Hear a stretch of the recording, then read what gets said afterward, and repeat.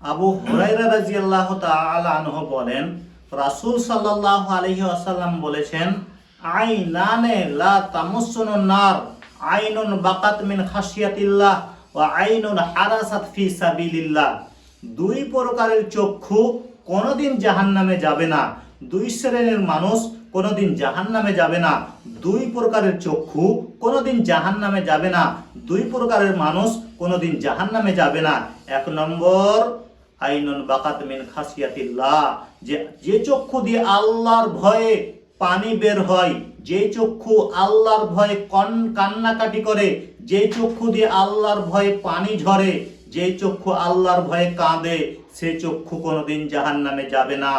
দ্বিতীয় ব্যক্তি সেই ব্যক্তি, ও আইনুন হারাসাত ফি সাবিলিল্লাহ, যে চক্ষু আল্লাহর রাস্তাতে পাহারা দেয়, যে চক্ষু আল্লাহর রাস্তাতে পাহারা দেয়, সে কোনোদিন জাহান্নামে যাবে না। রাসূল সাল্লাল্লাহু আলাইহি ওয়াসাল্লাম অপর একটি হাদিসের মধ্যে বলছেন, সালাসাতুন লা তারা আইনুহুমুন নার, আইনুন বাকাত মিন খাশিয়াতিল্লাহ ওয়া আইনুন হারাসাত ফি সাবিলিল্লাহ ওয়া আইনুন কাফাত আন মাহারিমিল্লাহ। তিন প্রকারের মানুষ জাহান্নামে যাবে না। তিন প্রকারের মানুষ জাহান্নামে যাবে না। তিন প্রকারের মানুষ জাহান্নামে যাবে না।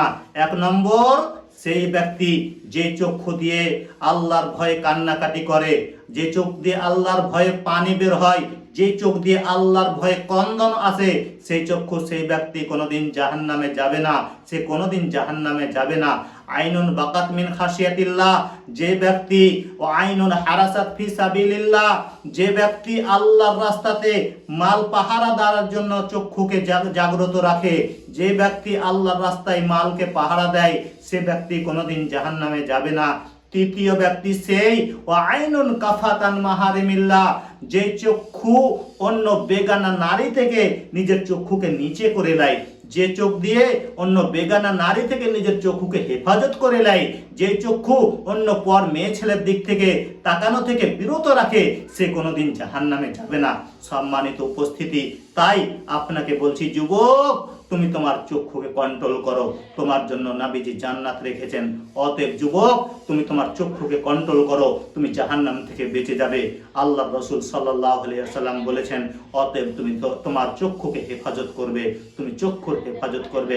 আন সাহাল ইবনে সাদ রাদিয়াল্লাহু তাআলা আনহু বলেন, রাসূল সাল্লাল্লাহু আলাইহি ওয়াসাল্লাম বলেছেন যে দুই ব্যক্তি দুইটা অঙ্গ যে হেফাজতে করবে, মাইয়াজ মাল্লি মা বাইনা লাহিয়াইহি ওয়া মা বাইনা রিজলাইহি আজমানু লাহুল জান্নাতা। নবীজি বলছেন যে দুটা জিনিসের ব্যাপারে তোমরা দায়িত্ব নিয়ে নাও, আমি মুহাম্মদ সাল্লাল্লাহু আলাইহি ওয়াসাল্লাম তোমার জান্নাতের গ্যারান্টি নিচ্ছি। দুটো জিনিস কি?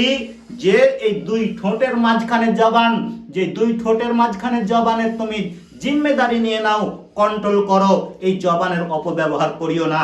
আর দুই নম্বর, তোমার দুই পায়ের মধ্যখানে লজ্জা স্থানের শরমগাহের তুমি জিম্মেদারি নিয়ে নাও, তোমার লজ্জা স্থানকে অপব্যবহার করবে না। আমি মুহাম্মদ সাল্লাল্লাহু আলাইহি ওয়াসাল্লাম তোমার জন্য জান্নাতের গ্যারান্টি নেব, তোমাকে আমি জান্নাতে প্রবেশ করাবো। সম্মানিত উপস্থিতি, যুবক, তাই তুমি তোমার লজ্জা স্থানকে হেফাজত করবে, তোমার চক্ষুকে হেফাজত করবে। আল্লাহ রাব্বুল আলামিন তোমার জন্য জান্নাত রেখেছে।